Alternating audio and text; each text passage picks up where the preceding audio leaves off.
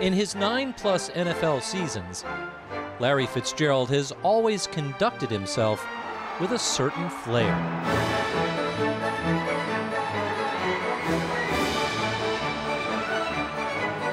During week 3, Fitzgerald was invited to kick off the Phoenix Symphony's 2012 season.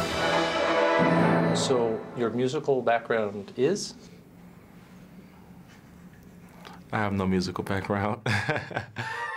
For most guest conductors, it's a casual cameo appearance. It could have been a drive-by for him. He could have just shown up and done what he did. But in true Larry Fitzgerald fashion, he asked us for game film. I wanted to go home and study. So I went on YouTube and I looked up all the symphonies and conductors, and I saw hundreds of different tapes of how they were able to do it. I wanted the musicians to know that I care. I wanted to know that I was serious and I was actually a fan of their work. He was obviously so concentrated and focused, and you know that obviously comes from playing the game, and that just transferred perfectly over to conducting an orchestra. So I would go home. In the mirror, I had the national anthem playing, and I wanted to make sure it looked authentic. Yeah, so my livelihood is all about perfection. Fitzgerald, known for his relentless approach to the game, insisted on not 1, but 2 rehearsals.